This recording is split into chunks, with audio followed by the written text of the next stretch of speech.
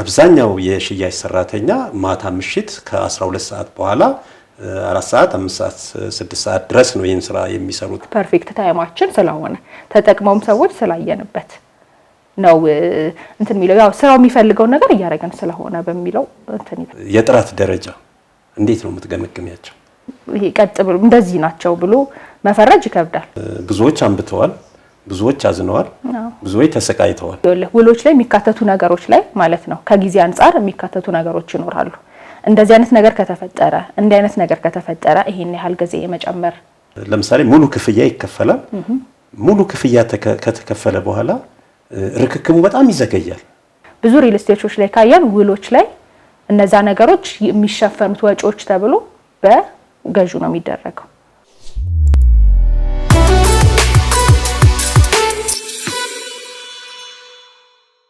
ሰላም ጤና ይስጥልኝ ውድ የአርታይ ቲቪ ቤተሰቦቼ የአክብሮት ሰላምታዬን አቀርባለሁ።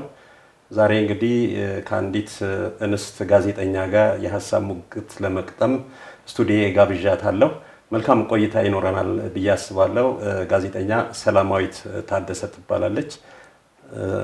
ሰላማዊት እንኳን ደህና መጣሽ። እንኳን ደህና ቆየህ። በጋዜጠኝነቱ ኦልሞስት በሬዲዮ ጋዜጠኝነት ከ2 ዓመት በላይ ሰርተሻል መናኸሪያ ሬዲዮ ላይ። አሁን ደግሞ በዲኤስቲቪ በተዋናይነት ብቅ እንደምትይ ጥቂት መረጃ አለኝ። አንዳንድ እንግዲህ ነገሮች እየሞከርን ነው። ዲኤስቲቪ ላይ እየታየ ያለ ድራማ አለ። እሱ ላይ ትልቅ ባይሆንም እንግዲህ የጀመርኩት ነገር አለ። በትንሹ ብቅ ጥልቅ እንላለን። እንግዲህ ወደ አርቱ በደንብ እየገባን ነው ያስባለሁ። በሙያሽ ኢንጂነር ነሽ? የሲቪል መሐንዲስ። ሲቪል ኢንጂነር። እስቲ ከሱ እንጀምር። የት ነበር የተማርሽው? ድሬዳዋ ዩኒቨርሲቲ ነው የተማርኩት። የመጀመሪያ ዲግሪ ፕሮፌሽን ማለት ሲቪል ኢንጂነሪንግ ነው የጨረስኩት ማለት ነው የመጀመሪያ። ከዛ ጥቂት ጊዜ ሰርቻለሁ። ጥቂት ባይባል ወደ 3 ዓመት ከምናምን የሚሆን ጊዜ በኢንጂነሪንጉ ሰርቻለሁ። ከዛ በኋላ ግን አቁሜ ነበረ በልጅ መውለድ ምክንያት ማለት ነው። የልጅናት ነሽ? የአንድ ልጅ እናት ነኝ። ከዛ በኋላ ያው በወሊድ ምክንያት ወደ 1 ዓመት ከምናምን የሚሆን ጊዜ ስራ አቁሜ ነበረ። ከዛ ከሱ ቀጥሎ ግን ወደ አሁን ላይ ወዳለሁባቸው ሙያዎች ምህንድስናውን ትቼዋለሁ ሙሉ ለሙሉ ማለት ይቻላል። ከሱ ወጥቼ አሁን ላይ ያለሁት እንግዲህ በጋዜጠኝነቱ አለሁ ሬዲዮ ላይ ሮብ ማታ 1 ሰዓት ላይ መናኸሪያ ኤፍኤም ላይ አየር ሰዓት አለን ከአንድ ባልደረባዬ ጋር እና እሱ ላይ እንሰራለን። ከዛ በተጨማሪ የተለያዩ ካስቶች ሲገኙ ደግሞ ወደ ፊልሙም ጠጋ ለማለት እየሞከርን ነው። ማስታወቂያዎች ላይ እየሞከርን ነው እና የሬዲዮ ላይ እንሰራለን። መናኸሪያ ኤፍኤም 99.1 ላይ ሮብ ማታ ነው የሚተላለፈው። የ1 ሰዓት አየር ሰዓት አለን።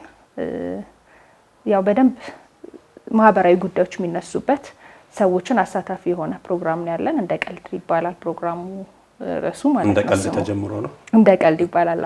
ያው እንደ ቀልድ በጣም ብዙ ነገሮች ይጀመራሉ። በዛው ደግሞ ቀጥለው ወደ ቁም ነገር የሚያመሩ ነገሮች ይኖራሉ፣ በጣም ጥሩ የሚባሉ ወይም ደግሞ በተቃራኒው እንደ ቀልድ ጀምረናቸው ደግሞ መጥፎ ደረጃ ላይ የሚደርሱ ነገሮች አሉና እነሱን ሁሉ ይጠቀልልልናል ብለን ስላሰብን ነው ያን ስም የሰጠነው ፕሮግራሙን።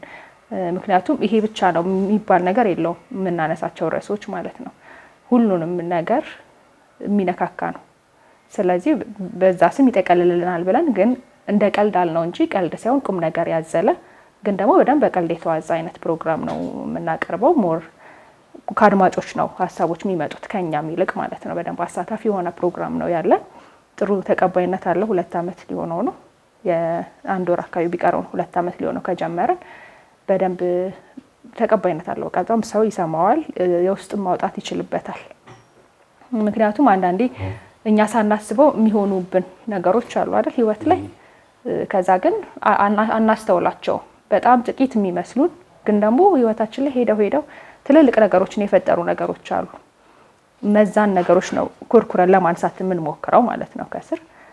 ስለዚህ ሰዎች እንደዚህ ማለ እንደዚህ ማድረግ ነበር የሚለውን ነገር በደንብ እንዲያብላሉት ያደርጋል ማለት ነው። በዛ መልኩ የቀጠለና ያለ ነው ሬዲዮ ላይ ማለት ነው። ከሲቪል መሐንዲስ ቀጥታ እንድርድሮ ወደ ጋዜጠኝነት ሙያ ወደ ኤሌክትሮኒክስ ሚዲያው ምንድነው የወሰደሽ? የልጅነት ህልሞች አሉ አይደለ? ልጅ ሆነ የምታስባቸው ነገሮች አሉ።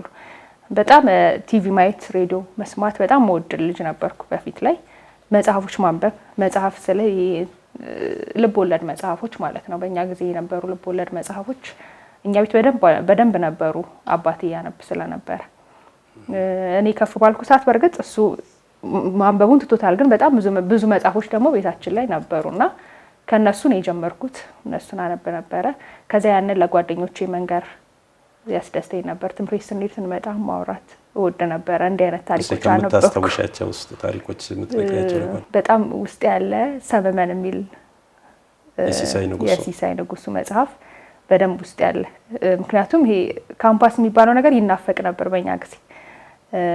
በጣም በቃ ግቢ መግባት ማለት ዩኒቨርሲቲ መግባት ማለት በጣም በቃ ጥግ ነው አድርገን የምንወስደው የነበረው። በጣም ልጅነቴ እንደዛ ነበር እኔና በቃ ባልገባ ራሱ የሆነ እንትን በቃ እንዴት ነው ማልኖር አይነት የሚሰማኝ አይነት ሰው ነው የነበርኩትና ሞር ያ ታሪክ ዩኒቨርሲቲ ውስጥ ነበር ያ ታሪክ የነበረውና በደንብ ቪዥዋላይዝ እንዳደርገው ዩኒቨርሲቲ ነው ያደረገኝ ነበርና ወደው ነበር በጣም።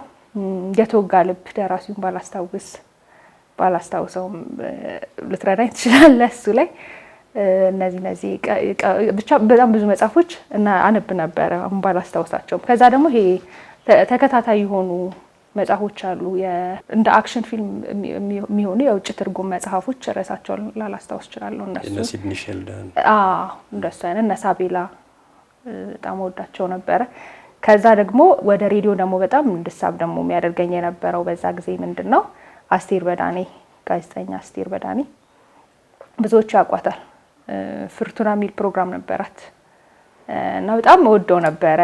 ቀኑን ባላስታውስም በጣም ልጅ ስለሆንኩኝ ቀኑን ባላስታውሰውም ግን ማታ ላይ ነው ከ3 ሰዓት በኋላ የሚተላለፈው ፕሮግራሟ የነበረውና የምታስተላልፈው ነገር ይሄ ጅምር ብዕር የሚል ፕሮግራም ነበራት።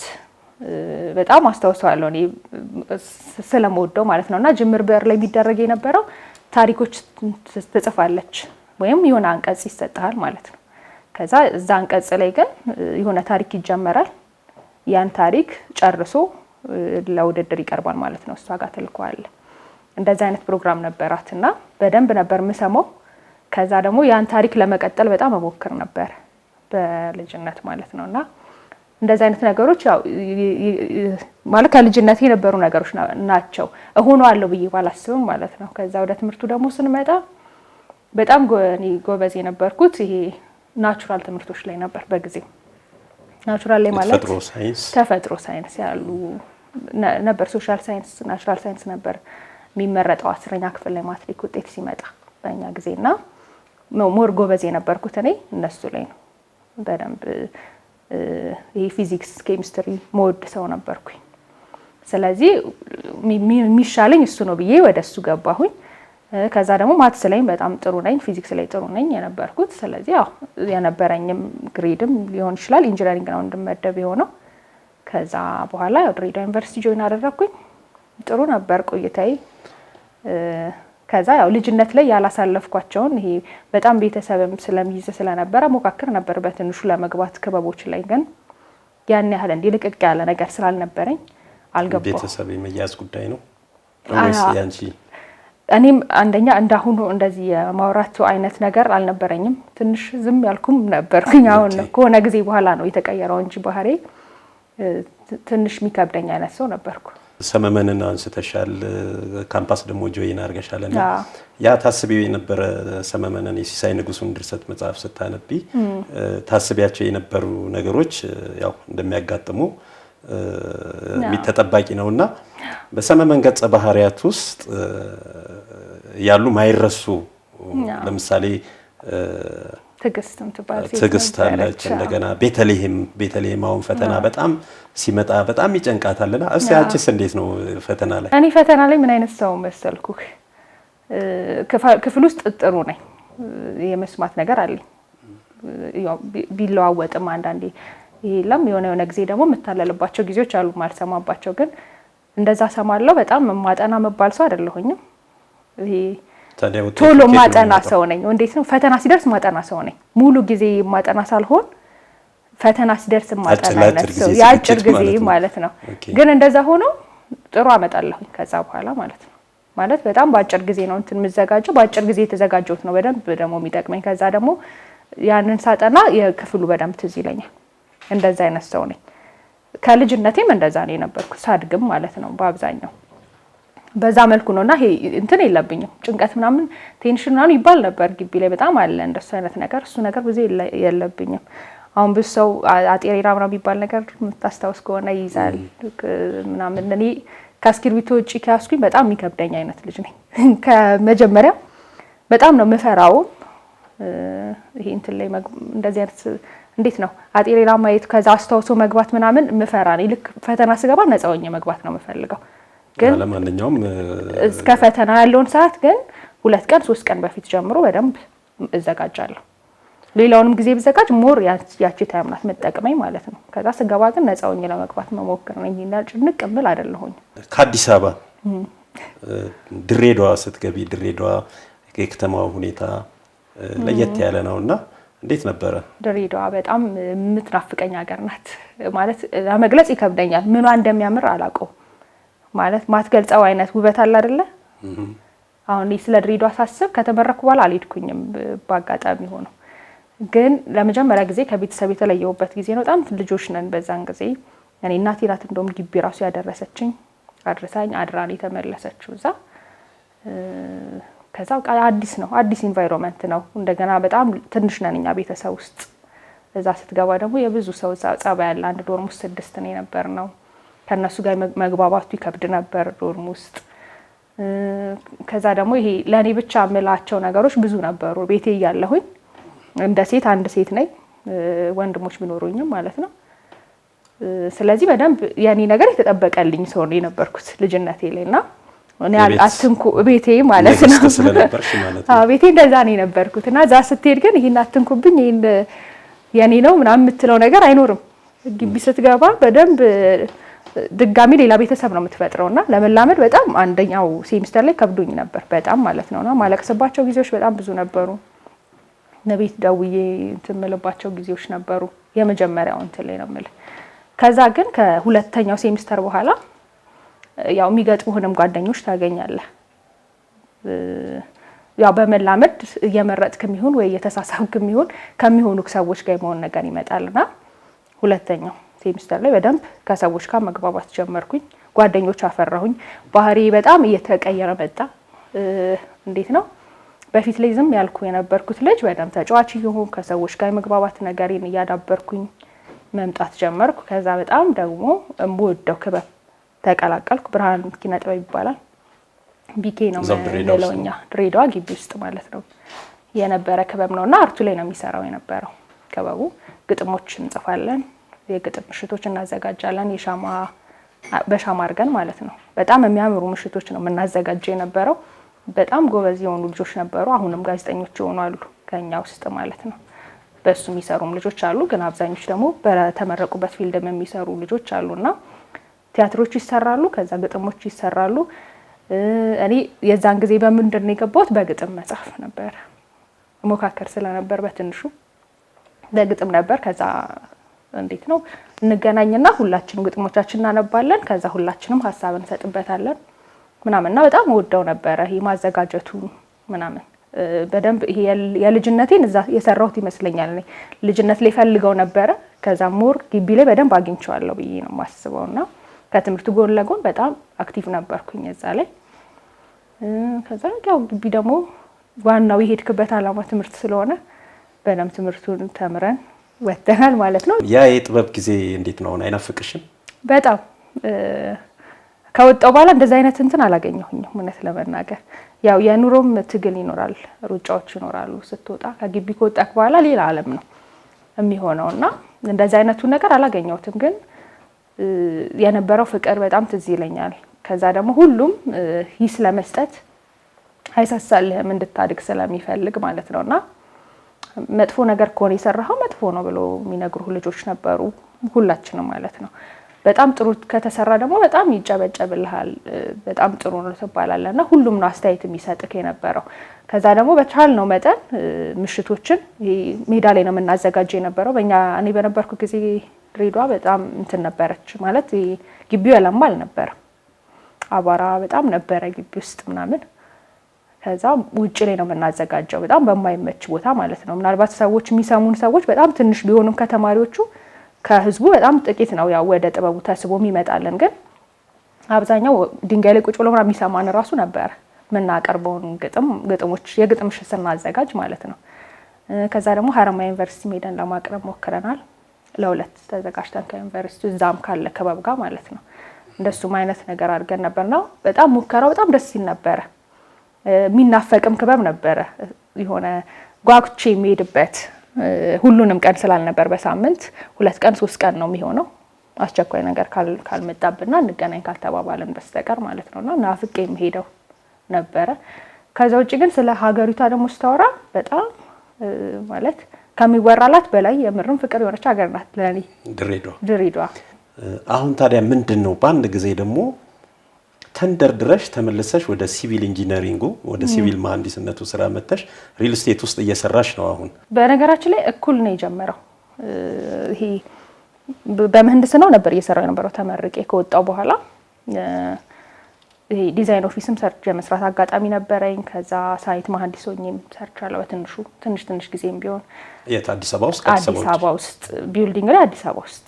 ከዛ ደግሞ በመንገድ ስራ ፊንጫሃ የሚባል ሀገር ነበርኩ ለሆነች ጊዜ ትንሽ ጊዜም ቢሆን መንገድ ስራ ላይ ደግሞ ከቻይና ድርጅት ጋር ኮንትራክተር ድርጅት ጋርም ሰርቻለሁ። ከዛ በኋላ ያው እንዳልኩ አቋርጬ ነበር መሀል ላይ። ከዛ ስራ በምፈልግበት ሰዓት ነበረ ወደ ሁለቱም የመግባት እድሉን ያገኘሁት። የመጀመሪያው ያው ሪል ስቴቱ ነው። ከዛ በመቀጠል ደግሞ ሪል ስቴቱ ላይ ጆይን አድርጌ ትንሽ እንደቆየው የሆነ ስልጠና ገብቼ ነበር። እዛ ስልጠና ላይ ደግሞ ጋዜጠኛ ልጅ ተዋወቅኩኝ። በጣም ላመሰግናት ፈልጋለሁ አሁንም ድረስ ማለት እንድመለስ ስላደረገችኝ ማለት ነው። ወደ ሞደው ነገር እንዴት ነው ደሞ ያ ሳይሆን ያስኩት እኔ በጣም እደሰትበታለሁ ነገሩ እና ወደሱ እንድመለስ ያደረገችኝን ልጅ ተዋወቅኩኝ ማለት ነው። በአንድ አመት ውስጥ ነው እሱ የሆነው። ከዛ በኋላ ጄኤፍኤም ላይ ከሷ ጋር እንደ ቴክኒሻን ሆኜ የመግባት ቻንስ አገኘሁኝ። ሪል ስቴቱን ጎን ለጎን እየሰራው ማለት ነው። እዛ እየሰራው ደግሞ ስልጠናዎች እንዳሉ ሰማው ማለት ነው። ለመማር አስቤ የተውኩት ነበር ጆርናሊዝም ማራለው ብዬ አስቤ።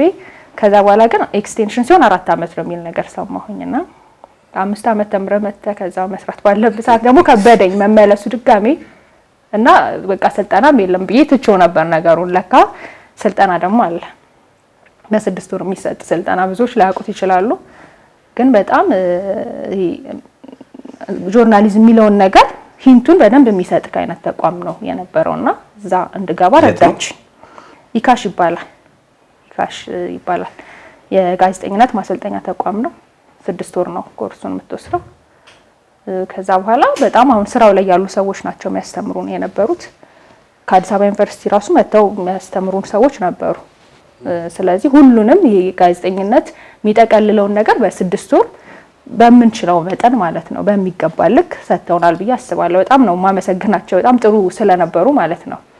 እና ጥሩ ነበርኩ እኔ እዛ ማለት የምወደው ነገር ስለነበር ክላስ ውስጥም ስገባ በስርዓት ነበር እየተማርኩኝ የነበረውና በዛው ደግሞ እዛው ያለው አስተማሪ እፈልግ እንደነበር ይገባው ስለነበረ ወደ መናኸሪያ ደግሞ እንዳመለክት ከሰዎች ጋር እንድተዋወቅ ያደረገኝ መናኸሪያ ላይ ሰዓት የማግኘት ነገር አገኘው ማለት ነውና እኩል ነው ይሄ ሪል ስቴቱም ጋዜጠኝነቱም የመጣው። በኢትዮጵያ የሪል ስቴት ግንባታዎች የጥራት ደረጃ እንዴት ነው የምትገመግሚያቸው? አሁን ጥናት ካልተሰራበት አሁን እንደዚህ አይነት ነገሮችን ይሄ ቀጥ ብሎ እንደዚህ ናቸው ብሎ መፈረጅ ይከብዳል። ግን እንዳለሁበት ስራ መገምገም ትችላለህ ነው። እንደሱ ነው ላወራ የምችለው። ስለዚህ ይሄ ያኔ እይታ ብቻ ነው።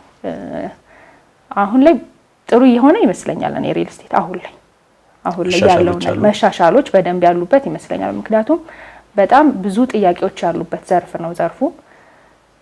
ብዙ ጥያቄዎች ስለ ከመጣበት በጣም ቅርብ ጊዜ ነው የተጀመረው። ብዙ ሩቅ አይደለም ታሪኩ ሪል ስቴት ሀገራችን ላይ። ከዛ ደግሞ ይሄ ቤት የሚለው ነገር አንገብጋቢ ጉዳይ ነው እንደ ሀገር ማለት ነው። እንደ ሀገር ቤት የሚለው ነገር አንገብጋቢ ሆኖ ከዛ ደግሞ ከተጀመረ ቅርብ ጊዜ ሆኖ ሲሆን ተግዳሮቶች ይገጥሙታል ብዬ አስባለሁ። ወደ ግንባታው ስንመጣ ሪል ስቴቱ ላይ ስሰራ እኔ ኮንስትራክሽኑ ላይ አይደለም መሰራው፣ ሴልስ ሆኜ ነው መሰራው። ሽያጩ ላይ ነው ያለሁት። ግን ደግሞ በደንብ የሚገቡኝ ነገሮች አሉ። ምክንያቱም ሳይት እንደ መሐንዲስ የሚገቡኝ ነገሮች አሉ። ሳይት ስትሄድ የምታያቸው ነገሮች አሉ። ከዛ ደግሞ እያደጉ የመጡም ነገሮች አሉ። እያደጉ ስለ እኛ በተማርን ጊዜ ያልነበሩ አሁን ላይ ደግሞ የመጡ ነገሮች አሉ።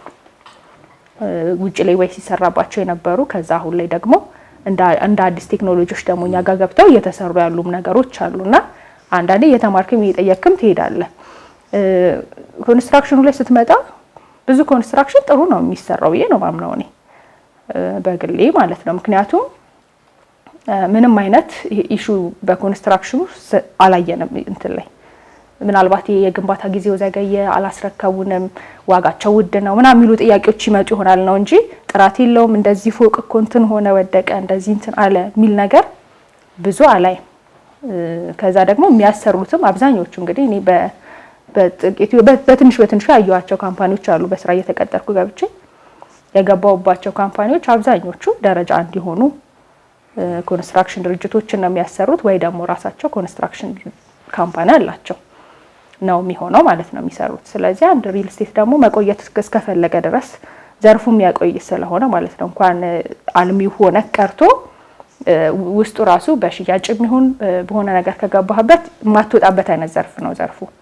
ይሄ ኢንተረስትድ የሆነ እንትን ነው። ምክንያቱም በጣም የብዙ ሰዎች ችግር ነው፣ ያን ችግር መፍታት ነው። ስለዚህ መዝለቁን ትፈልገዋለህ ብዬ አምናለሁ እንደ ቢዝነስማን ማለት ነው። ስለዚህ ምዘልቅ ደግሞ ከሆንክ ጥራት ያለው ነገር እየሰራ ካልሄድክ ይከብዳል ብዬ ነው ማስበውና ይሄ ኮንስትራክሽን እንትን ይኖራል። እኔ ማለት ሪሰርች ስላልተሰራሁንም ይሄ ነው ልልህ አልችልም። ግን እኔ ባየኋቸው በገባሁባቸው ቦታዎች ላይ እንዳልኩ በጣም ጥሩ የሆኑ የኮንስትራክሽን ኮንትራክተሮች ናቸው የሚሰሯቸው ወይም ደግሞ የራሳቸው ካምፓኒ የሆነ ኮንስትራክሽን ድርጅት ነው የሚሰራቸው ማለት ነው። ስለዚህ ጥሩ ይሆናል ብዬ አስባለሁ። ሰላማዊት እንግዲህ በሪል ስቴት የግንባታ ሂደት ውስጥ በርካታ ቤቶች ፈላጊዎች ብዙዎች አንብተዋል፣ ብዙዎች አዝነዋል፣ ብዙዎች ተሰቃይተዋል። ምንድነው የዚህ እውነታ? የሚወራው እሱ ነው ብዬ አስባለሁ። እኔ ማለት እንዳልኩ ነው ጅማሮ ላይ ያለ ነገር ሁልጊዜ ይፈተናል። ምንድነው ሁሉም ሪል ስቴቶች አይደሉም። እንግዲህ የተወሰኑ ሪል ስቴቶች በገቡት ኮሚትመንት ልክ ቤት ሰርተው ባለማስረከብ አንዳንድ ጠፍተውም የህግ ተጠያቂነትም ያጋጠማቸው የተለያዩ እንትኖች አሉና በዚህ እንትን ውስጥ ሪል ስቴት የሚለው ነገር ሲነሳ ብዙ ሰዎች ያንገፈግፋቸው ነበር። አሁን ይለወጥ አይለወጥ አላውቅም፣ ግን ቀደም ባለው ጊዜ ውስጥ ሪል ስቴት ላይ ያለ ታማኒነት ጥያቄ ቀለበት ውስጥ የገባ ነበርና ምንድነው ያንቺ አተያይ? ከምን አንጻር ያለው መሰለህ እኔ አንደኛ የምንገባበትን ካምፓኒ በደንብ አጣርተናል ወይ አሁን ማለት እንደየጥያቄው መውሰድ አለብን። ምክንያቱም አሁን ሰዎች የሚያለቅሱባቸው ምክንያቶች ብዙ አሉ አይደለ? ችግሮች ብዙ ናቸው ነው። ስለዚህ ከችግሮቹ አንደኛው ወይ ዋጋው ሊሆን ይችላል፣ ወይ ደግሞ ቶሎ አልተረከብንም ሊሆን ይችላል፣ ወይ ደግሞ ትቶ ሄደ ያ ካምፓኒ ብር ሰበሰበ ከዛ ትቶ ሄደ የሚለው ነገር ሊሆን ይችላል። ስለዚህ ሁሉም ጋር ስንመጣ እንዴት ነው እኛ ስንገዛ እንትን የምንለው የምናስብበት ወይ የምናይበት መንገድ እንዴት ነው የሚለውን ነገር ነው። አሁን ሎጂካል ሆነ ማሰብ የምትችላቸውን ነገሮች አንዳንዴ ማለት ነው ያ ደንበኛ ሲገዛ ቤቱን ሎጂካል ሆኖ ላይገዛ ይችላል አንዳንድ ጊዜ ማለት ነው። ሎጂካል ስለ ለምሳሌ በ2 ዓመት ተኩል ውስጥ በጣም ብዙ ሺህ ሄክታር ሳይት ይኖራል። በጣም ብዙ ሺህ ማለት በጣም ጥቂት ሳይሆን ኮምፓውንድ የሚገነቡ ሪል ስቴቶች አሉ። ኮምፓውንድ ስለ ሰፈር የሚያክል ሊሆን ይችላል ወይ አንድ ከተማ ሊሆን ይችላል የሚያክለውና ያንን በ2 ዓመት ተኩል ሰጣለው ብሎ ውል ሲያስፈርም እንትን መሆኑ ትንሽ አይከብድም ወይ ማለት ማመኑ ነው ማለት አንደኛው ጥፋት የሚመስለኝ እኔ።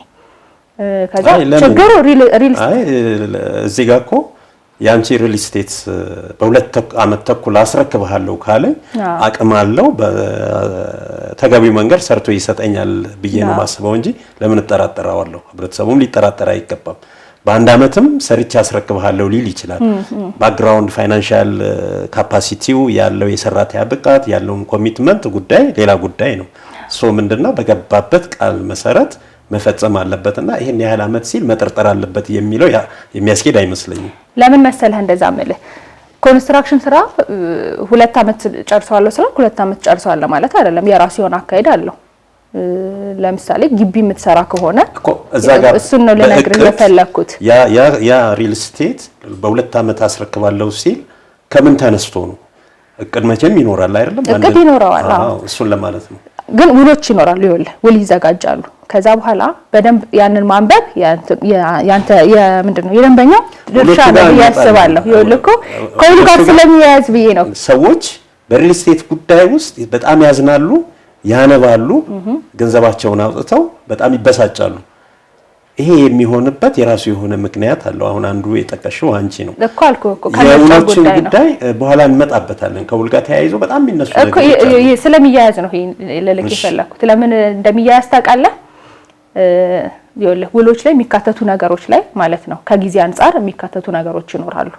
እንደዚህ አይነት ነገር ከተፈጠረ እንዲህ አይነት ነገር ከተፈጠረ ይሄን ያህል ጊዜ የመጨመር ገብቶሃል አይደለ? ይኖራል ያ አግሪመንት ይኖራል። እሱ እኮ ኦፕሽናል ነው። ምክንያቱም በ3 አመት ውስጥ ሰርቼ አስረክብሃለሁ ብሎ ቃል ይገባል አይደል? ሶ አንሰርተኒቲዎች ደግሞ ኮንስትሬንቶች ደግሞ ሊፈጠሩ ይችላሉ። እነኛን ደግሞ አጀስት ለማድረግ ደግሞ በዛ ውል ውስጥ ኢፍ ተብሎ ሊገቡ የሚችሉ ነገሮች ሊኖሩ ይችላሉ። እኔ እንደ አጠቃላይ ነው እኮ ኢፍ ተብለው የሚገቡት ነገሮች ሊያሸንፉክ ይችላሉ ልፈልጌ ነው። ተረዳኸው ሐሳቤ? ኢፍ ተብለው የሚገቡ ነገሮች ይኖራሉ። እነዛ ነገሮች አንተ ምንድነው ቤቱ ቶሎ ላለመድረሱ በጣም ትክክለኛ ምክንያት ሊሆኑ ይችላሉ ነው የምልህ። በደንብ ሎጂካል ሆነ ካላሰብከው ለልክ ያልኩት ለዛ ነው። ምክንያቱም አሁን የተጀመሩ ቴክኖሎጂዎች በ5 ቀን በ6 ቀን አንድ ስላብ የመሙላት ነገር መጥቷል አሁን ላይ ማለት ነው። በፊት ግን አንድ ስላብ ለማውረድ 21 ቀን ይጠበቅብሃል። አንድ ስላብ ሞልተህ ከዛ ደግሞ ቀጣዩን ለመስራት ማለት ነው 21 ቀን ይጠበቅ። ያ 21 ቀን ራሱ የሚወስደው ርዝማኔ ያለ ይሄ በትንሹ ነው የምልህ። ከዛ በኋላ ደግሞ ኮምፓውንድ ሲሆን የምትሰራው አንደኛውን ብሎክ እንኳን ብትጨርስ ነው የምልህ። አንደኛውን ብሎክ እንኳን ብትጨርስ ሁለተኛው ተሰርቶ እስኪያልቅ ድረስ አንደኛውን ሰው ያታስገባው አንደኛው ብሎክ ላይ ያለውን ሰው። ምክንያቱም ግቢ እስከሆነ ድረስ ያ መሰረተ ልማት ሁሉ መሟላት አለበት። ሁለተኛው የሚሰራው ካላለቀ አንደኛውን ይረብሸዋል። ገብቶሃል አይደለ ሐሳቤ? ስለዚህ እኩል ነው ማለቅ ያለበት ነው። የሪል ስቴት ቻሌንጆች ምንድናቸው? አንደኛ እምነት የለም፣ ይፈራል ብዬ አስባለሁ። ህዝቡ ላይ ይሄ ትረስት አልተፈጠረም። ህዝቡ ትረስት ፉል አይደለም። የሚወራው ወሬ አንዳንዴ እኮ እንትን ይልሃል። ምክንያቱም የሆነ ካምፓኒ እንደዛ ስላደረገ ሌላ ካምፓኒ ጥሩ የለም ወደሚለው አታይ መሄድ የለብህም ብዬ አምናለሁ እኔ በግሌ ማለት ነው። ስለዚህ ይሄ ራሱ ለሪል ስቴቱ ከባድ ነገር ነው። ሁለተኛ ነገር ደግሞ ኢኮኖሚው የተረጋጋም አይደለም እንደምናየው ከሆነ ማለት ነው። በአብዛኛው ኢኮኖሚ ላይ መዋዠቆች ይኖራሉ፣ ችግሮች ይፈጠራሉ። እሱም ነገር የሪል ስቴቱ ችግር ሊሆን ይችላል። ብዙ ጊዜ የግንባታ ብድሮች ይወሰዱና ለተፈለገበት ዓላማ ኢንቴንድድ ለሆነው ፐርፐስ ለዛ ለግንባታ የተጠየቀው ገንዘብ ግንባታ ላይ ከመዋሉ ይልቅ ሌላ ነገር ላይ ይውልና ያ ነገር ባለበት እንዲቆም ያደርገዋልና ሪል ስቴቶች ጋር የኮሚትመንት ጉዳይ የያዙትን ስራ ባላቸው ሪሶርስ የመጨመር ፉል ኮሚትመንት አላችሁ ብለሽ ታስቢያለሽ? እንደ ካምፓኒ ይለያያል ብዬ ነው አምነው እኔ። ምክንያቱም አሁን ይሄ በቃ ሁሉም እንዳይሆንብን ማለት ነው። ሊሆን ይችላል እኮ አንድ ቦታ ላይ የሆነ ካምፓኒ ጀምርና ያን ሳይጨርስ ደግሞ ከዚህኛው በሰበሰበው ሌላ ለምንድነው ለትርፋማነቱን ለማብዛት ስለሚፈልግ ነው አይደለ? አዎ። ግን በሌላ ጎኑ ደግሞ ሌላውን ስራ እያበላሸ ነው። በሌላው ደግሞ አንዱን ሳትጨርስ ወደ አንዱ ስትሄድ በአንዱ ብር ሲሆን ነው ማለት ምናልባት ከነጣጠልከው ሊያስኬድ ይችላል። ገብቶሃል ሐሳቤ? ለሆነ እንትን የሚገባው ከዛ ደግሞ ለዛው ትጨርስበታለህ። ሌላ ደግሞ ስትጀምር ሌላ ማድረግ ብትሞክር ጥሩ ነው። ወደዛ ስታምታታው ግን አንድ የሚከብድ ነገር ያመጣል ማለት ነው ብዬ አስባለሁ። እሱ አሁን እንደ ካምፓኒው ነው የሚወሰነው። ሁለተኛ ነገር ደግሞ የአቅም ጉዳይ ነው። የአቅም ጉዳይ ማለት ምንድነው? ከስተመር ገዛም አልገዛም ያንን ነገር ከጀመረ መቀጠል የሚችል መሆን አለበት አንድ ሪል ስቴት ካምፓኒ ብዬ አምናለሁኝ እኔ። ከስተመር ስለገዛክ ብቻ አይደለም ያጋዥ ነው መሆን ያለበት ብዬ አስባለሁ። ደግሞ የተቀመጠም አለ በህጉ ደረጃም አሁን የወጣው አዋጅ ላይ የተቀመጠ ነገር አለ። አንድ ሪል ስቴት ካምፓኒ ሪል ስቴት ለመሆን የሚጠየቃቸው ነገሮች አሉ። ማሟላት የሚገባው ክራይቴሪያዎች አሉ። ምናልባት የታደሰ አዋጅ ስለሆነ አሁን የበፊቱ ላይ በደንብ አላውቅም እኔ ግን አሁን ላይ ያለው ላይ በደንብ የማስተካከሉን ነገር አምጥቶታል። ሲጀመር ፍቃዱ ሲሰጥ በምን መንገድ ነው የምትገነባው የሚለው ነገር ይታሰባል ማለት ነው። አቅምህም ስለሚወስነው አሁን ይሄ ብትንትን ያሉት ነገሮች የሚመጡበት ምክንያት የፋይናንሻል ችግርም ስለሚሆን ማለት ነው። ገብቶሃል ሐሳቤ? በሆነች ነገር ብቻ ይጀምርና በሰው ሰራዋለሁ ብሎ ያስባል። ግን ከዛ በተጨማሪ ካምፓኒው የራሱ የሆኑ ነገሮች ደግሞ ሊኖሩት ይገባል። ሰው ባይገዛውም ያንን ፕሮጀክት ማስቀጠል አለበት ማለት ነው። ገብቶሃል? ካለቀ በኋላ ልትሸጠው ትችላለህ እኮ ምናልባት አሁን ሸጠከው ባይሆን እንኳን ካለህ ነው የምልህ። ስለዚህ የካምፓኒው አቅምም ይወስነዋል ብዬ አስባለሁ። ግን ከአንዱ ካምፓኒ ደግሞ ይለያያል። በጣም ደግሞ የምናያቸው አሉ በጣም ባሉት ጊዜ እያስረከቡ ያሉ። ለምሳሌ ሙሉ ክፍያ ይከፈላል። ሙሉ ክፍያ ከተከፈለ በኋላ ርክክቡ በጣም ይዘገያል። አንድ እሱ፣ ሁለተኛ እንደገና ደግሞ ከስም ዝውውር ጋር በተያያዘ የሪል ስቴቱ ወይም ዴቨሎፐሩ ቤት አልሚው በስሙ ነው ያለውና ያን ለማዞር ብዙ ጊዜ አዳጋች የሚሆኑባቸው ኮንዲሽኖች አሉና ምንድነው እስቲ በዚህ ላይ ያለሽ አታይ? ርክክብ ላይ ምንም እኮ እንትን የለውም። ይሄ አሁን የርክክብ አንዳንዴ የሪል ስቴቱ ችግር ብቻ አይሆንም። ለምሳሌ ምን መሰለህ አሁን ርክክብ ላይ ሲደርስ አንድ ደንበኛ የቤቱ ሙሉ ዋጋ ከፍሎ መጨረስ አለበት የሚል ነገር ሙሉ ላይ ሊኖር ይችላል። ተረዳው ሐሳቤን? አሁን በደንበኛም በኩል እንትን ስለሚኖር ማለት ነው በአከፋፈል ላይ ችግር ስለሚኖር፣ ስለዚህ ውልክ ላይ የገባኸው ውል ላይ አንድ ቤትን ሳስረክብህ አንተ ደግሞ ሙሉ ክፍያ ስትከፍለኝ ነው የሚል ነገር ሊኖር ይችላል። አንደኛ እሱ ሊሆን ይችላል ጥያቄውን የሚያስነሳው ማለት ነው። ሁለተኛ ነገር ደግሞ የተናጠል ካርታ የሚባል ነገር አለ። አሁን መጀመሪያ የሚኖረው ካርታ እናት ካርታ የሚባለው ነው። የመሬቱ ሙሉ ካርታ ነው። ከዛ በኋላ ከሰራ በኋላ ደግሞ የተናጠል ካርታ ይኖራል። ያ የተናጠል ካርታ ደግሞ 80% በላይ ከደረሰ እንደሚወጣ ህግ አውጃል አለ አዋጅ ላይ ማለት ነው። ከ80% በላይ ልክ ሲደርስ ህንጻ የተናጠል ካርታ ማውጣት ትችላለህ። ከዛ ግን እንዳልኩ አግሪመንት ላይ ነው ሁሉም ነገር ያለው። አሁን አሹራ ታክስ የሚባል ነገር አለ፣ ስም ማዘዋወሪያ የሚባሉ ነገሮች አሉና ብዙ ሪል ስቴቶች ላይ ካየን ውሎች ላይ እነዛ ነገሮች የሚሸፈኑት ወጪዎች ተብሎ በገዢው ነው የሚደረገው። ገብቶሃል አይደለ? ስለዚህ በገዢው ነው ውሉ ላይ ተፈራርሞ ነው የሚገባው አንድ ሰው ነው ማለት። ስለዚህ ከነሱም ጋር የተያያዘ ነገር ሊኖር ይችላል። የሪል ስቴት ብቻ ችግር አይሆንም። ምክንያቱም ርክክብ ጋር ስትደርስ ቤቱ አልቋል ማለት ነው። የምትረከብበት ሰዓት ደርሷል ማለት ነው አይደለ? እሱ ጋር ስትደርስ የሁለታችሁም ነው የሚሆነው ጉዳዩ ማለት ነው። የአልሚውም ነው የሚሆነው፣ ከዛ ደግሞ የገዢውም ነው የሚሆነው። ስለዚህ አሁን ርክክብ ላይ ያለውን ችግር ሪል ስቴት ላይ ብቻ ማምጣት አንችልም ብዬ አስባለሁኝ እኔ። ምክንያቱም ያ ሰው ሰርቷል፣ ከዛ ደግሞ ገዢው ደግሞ የሚጠበቀውን ካሟላ በኋላ ከዛ በኋላ ወደ ካርታው የሚሰጠው አካል ጋር ነው የሚሆነው። ያንን ደግሞ የምትወጣበት ከወጪም አንፃር ከሁሉም አንፃር አግሪመንት ላይ በደንብ ተቀምጧል። እኔ ግን የሚመስለኝ ብዙ ሰው ይሄንን ሳያነበው ነው የሚገባው ውል ላይ። ምን አይነት ነገር አለ መሰለ፣ ልክ ገዢ ሲገዛ በሆነሽ መንገድ ካሳመነው ምናልባት እንደው የተለመደ የማርኬቲንግ እና የሽያጭ ሰራተኞች አፕሮች አለ በጣም እንትን እንዲል የማዋከብ በደንብ የማነሳሳት ምን ማለት እንትን ይኖርና ሆይ ይኖርና ያ ሰው ዲፕሊ ላይ ያነበው ይችላል። ይሄ ልክ አይደለማ። አሁን ይሄ እኮ ልክ አይደለም፣ ሊያስወቅስ አይገባም ብዬ አስባለሁኝ አይደል እንዴ? አው አሁን ማርኬተር ስትሆን ምንም ጥያቄ የለም። ሲፈርም አንብቦ ነው መሆን ያለበት። ሪል ስቴት አንድ ገዢ ይዋዋላል። የግንባታ ሂደቱ 3 አመትም ይፍጅ በ4 አመትም ይፍጅ። የሆነ ታይም ላይ ይሄ ከኢንፍሌሽን ጋር ተያይዞ ደግሞ የሚመጡ ሀስሎች አሉ። ገዢውን ይመለከተዋል ያ ነገር ውሉ ላይ እስካልተጠቀሰ ድረስ። ውሉ ላይ ያልተጠቀሰ ነገር ምንም አይመለከተውም ገዢው። አንድ እሱ። ሁለተኛ የትኛውም ነገር ላይ ነው እኮ አሁን ይቅርታ ግን ካቋረጥኩ፣ ግን ሪል ስቴቱ ላይ ብቻ ሳይሆን ማንኛውም ነገር ላይ ውል ከገባ አንዱ ውል ላይ ከገባ ውሉ የማይመለከተው ነገር አይሆንም እኮ። በቃል የተነጋገርከው ነገር አይሆንም አይደል? ድርድር አድርገሽ ሻጭና ገዢ ድርድር አድርገው ይፈጽማሉ አይደለም? ውል ያስራሉ። ግን የገበያ ሁኔታ የገንዘብ ምንድነው የግንባታ የኮንስትራክሽን እቃዎች የግንባታ እቃዎች ደግሞ ባልተጠበቀ ሁኔታ እንትን በሚሉበት ሰዓት ይቆማል እንትኑ አልሚውም ማለት ነው። እና ወደ ተጨማሪ ድርድር ወደ ተለያዩ ጭቅጭቆች አላስፈላጊ ነገሮች ውስጥ የመግባት አዝማሚያዎች ይንጸባረቃሉ ይሰማሉና አግባብ ነው ይሄ? አንድ ቤት ሲሸጥ ምን አይነት አሻሻጥ አለ መሰለ? በሴሚ ፊኒሽድ የሚባል ነገር አለ፣ ፉሊ ፊኒሽድ የሚባል ነገር አለ። እያንዳንዱ የተለያዩ ነገሮች አሉት። የራሱ የሆነ ሌቭል አለው። ሴሚ ፊኒሽድ ስታስረክብ ያለው ነገር አለ ወይ ወደ ኋላ ጠለቅ ብለን እናወራቸዋለን። ፉል ፊኒሽድ ስትገዛ የምትገዛበት መንገድ አለ። ከዛ ደግሞ አከፋፈል ሲስተም የሚባል ነገር አለ። ግንባታ ላይ ያለ ቤት እስከሆነ የምትገዛው ማለት ነው። ያለቀ ከሆነ አለቀ ነው።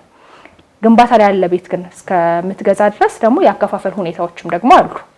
ይሄንን ተጠቃሚው ህብረተሰብ በተገቢው ሁኔታ እንዲያውቅ የምታረጉት ሁኔታዎች አሉ? አዎ ሁሉም ሪል ስቴት እኮ ኦፊስ አለው አይደል? እንደ አንድ ደንበኛ ኦፊስ መኖሩ አለመኖሩ ሳይሆን እኮ የምታወራበት ቦታ አለ ነው እኮ ማለት የምታወራበት ቦታ አለ። ከዛ ደግሞ ሄደ ሳይት አለ።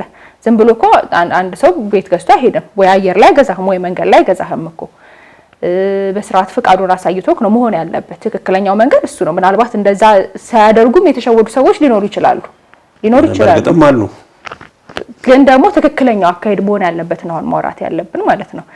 ከዛ ደግሞ አከፋፈል እንዳልኩ ቀደም ቤዝድ ኦን ታይም የሚባል ነገር አለ። በጊዜ የሚከፋፈል ማለት ነው። በ3 ወር ውስጥ ይሄን ያህል ፐርሰንት እያለ የሚሄድ አከፋፈል አለ። ከዛ ደግሞ በኮንስትራክሽኑ ደግሞ ቤዝድ የሚደረግ አይነት አከፋፈል አለ። ብዙ ነገሮች አሉ። ከዛ ደግሞ አሁን ፕራይስ ያልከው ነገር ላይ በፊት ምን አይነት ነገር ነበረ መሰለ? ፐር ካሬ ወይም በካሬ ሜትር አንድ ቤት ስትገዛ በካሬ ሜትር በዶላር ነው የሚቀመጠው የምትገዛበት ፕራይስ ማለት ሬቱ ፕራይስ ቫሪዬሽን ሲሰራ በዶላር ነው ላይ የሚሰራ ነበር። አሁንም እንደዚህ አይነት ካምፓኒዎች አሉ። ኢትዮጵያዊ ድርጅት ሆነው ነው ወይስ ኢትዮጵያዊ ድርጅት ሆነው ህጉ ይፈቅዳል? ይሄን በዶላር ስኬል ማስቀመጥ ናቸው ይቻል ነበር በፊት ላይ። ምን ማስረጃ አለ? እንደዛ ነው የተለመደው እንደዛ ነው የነበረው ሁኔታው። መቼ ተስተካከለ መሰለ? ልጨርስልህ ቆይ። በዶላር ሲሆን እንዴት ነው? በፐር ካሬ በዶላር ይቀመጥልሃል። ለአንድ ካሬ ለምሳሌ የሆነ ዶላር ነው ዋጋው። ስለዚህ 140 ካሬ የምትገዛ ከሆነ 140ውን በዛ ታባዛለህ። ከዛስ በኢትዮጵያ ብር ስትከፍለን ምንዛሬ ሬት ይቀመጣል። ተረዳኸው ሐሳቤ? ስለዚህ ይሄ ምንድነው ኢንፍሌሽኑን በምን እንትን ትለዋለህ? በምንዛሬ ሬት። ስለዚህ ዛሬ ስትገዛ ለምሳሌ ምንዛሬው በዛ ጊዜ 40 50 40 30 የነበረበት ጊዜ አለ። 43 44 ወደ ብር ሲመነዝር $1 ማለት ነው። እንደዛ አይነት ነገር ነበረ። ከዛ በኋላ እየሄድክ ስትሄድ ግን እንደ ሁኔታው እየታየ ገባህ አይደለ? የዶላሩ ጭማሪ እየታየ ምንዛሬክ ላይ ለውጦች እየተደረጉ ይሄዳሉ። ምንዛሬው ላይ ማለት ዶላሩ እንዳለ ነው። ዶላሩ ከተቀመጠ ነው ፐር ካሬ፣ ግን ምንዛሬው ላይ ደግሞ በጨመረ ልክ የሚኖሩ ነገሮች ይኖራሉ ነው። ያ አግሪመንት ላይ ተካቶ ይደረግ ነበር ሳይሆን አሁንም እንደዛ የሚሰሩ ድርጅቶች አሉ። ግን ደግሞ የሆነ ሰዓት ላይ እኩል የመምጣት ነገር ብላክ ማርኬቱና ይሄ ዶላሩ እንትን ያ ማለት ነገር ሲመጣ አብዛኛው ሪል ስቴት ካምፓኒ ወደ ብር አድርጓል። ወደ ብር ሆኗል። ፐር ካሬ የሚቀመጠው ዋጋ ወደ ብር ሆኗል ማለት ነው። አንድ ካሬ በዚህ ብር በዚህ ዶላር ሳይሆን በዚህ ብር። ስለዚህ ያ ይሄ የሚጨምርበት ነገር ቀንሷል። አንደኛው መንገድ እሱ ነው። አሁን ላይ ጥሩ እየተረጋጋ የመጣበት ጥሩ እየሆነበት የመጣው ከአመት አመት የተሻሻለ ስለሚሄድ ምንም የትኛውም ዘርፍ ማለት ነው። አንደኛው ይሄ በብር ሆኗል። ብዙ ሪል ስቴቶች በብር አድርገዋል። ሁለተኛ ሌላ ደግሞ ይሄ የማቴሪያል የሚባል ነገር አለ። ከስተመር በደንብ ማንበብ ይኖርበታል። አሁን እሱን ለምሳሌ ብረት ከጨመረ 2% ጭማሪ ሊኖር ይችላል፣ ሊልክ ይችላል አንዱ ገባ አይደለ? የሲሚንቶ ጭማሪ ይሄን ያህል ከሆነ ምንድነው ይሄ ኤስካሌሽን የሚባል ነገር ማቴሪያል ኤስካሌሽን የሚባል ነገር አለ። ያ ሲጨምርብህ አንተም ደግሞ በፐርሰንት የምትጨምረው ነገር ይኖራል። ያ ሁሉ ይካተታል። ያን ብር አሁን መገመት አትችልም ዛሬ ላይ ገባ አይደለ? የዛሬ 2 አመት ነው የዛሬ 1 አመት ስትከፍል ግን አገሪቷ ላይ ባለው ሊሆን ይችላል ተገምቶ ጨምሯል የሚለው ነገር እርግጠኛ እስከተሆነበት ድረስ ያ 2% ይጨምራል ማለት ነው። ይሄ ጉዳይ ግን ጭቅጭቅ አያስነሳም? ያስነሳል። እሱ ነው ልልህ የፈለኩት። አሁን እንደዚህ አይነት ደግሞ አሉ አይደለ? ሌላ ደግሞ አይነት ካምፓኒዎች አሉ። ስትገዛ እነዚህን ሁሉ ማየት አለብህ ልልህ ፈልጌ ነው። ሌሎች አይነት ደግሞ ካምፓኒዎች አሉ። አንዳንድ ካምፓኒዎች ደግሞ እንዴት ይሸጣሉ መሰለ? ፕራይሳቸውን በብር ያደርጋሉ፣ እስካሌሽን የለንም ይላሉ። ገባህ አይደለ? ከዛ በኋላ ከቀጣይ የምትከፍላቸውን ክፍያዎች ዘርዝረው ያስቀምጡልሃል። ከወዲሁ ማለት ነው። ከወዲሁ ይነግሩሃል። ስለዚህ አምኖበት ነው የሚገባው። አምነህበት ነው የምትገባው። እንደሱ አይነት ካምፓኒ ሲሆን ሞር ተመራጭ ይሆናል። ከተረዳኸው ሀሳቤን ማለት ነው። በዶላር ሲቀመጥ ነገ ላይ ላለመጨመሩ ምንም እርግጠኛ መሆን አትችልም፣ በዶላር እስካልከፈልክ ድረስ። በዶላር ከከፈልክ አዎ ጭማሪ አይኖርህም፣ ራሱ ስለሚሆን ማለት ነው። ግን በብር ከፍላለሁ ብለህ ከሆነ እንትን ያልከው ሬቱ ስለማይታወቅ ነገ ላይ መጨመር አለመጨመሩን እርግጠኛ ልትሆን አትችልም። ምክንያቱም እንደ ምንዛሬ ሁኔታ ነው የምትንቀሳቀሰው። እንደዛ የሚሆንበት አጋጣሚ አለ። ይሄ ደግሞ በማቴሪያልም ደግሞ ጭማሪ ያላቸው የሚባሉ ካምፓኒዎች ላይ ሄደህ ደግሞ ስትፈራረም እርግጠኛ መሆን አለብህ። እሱም ላይ እንደሚጨምር እርግጠኛ ሆነህ ነው መጀመሪያም ታውቀዋለህ። ገባህ አይደለ? ለዚህ ነው በደንብ አንብቦ መግባት የሚባለው ነገር የሚያስፈልገው ነው ልልህ የፈለኩት።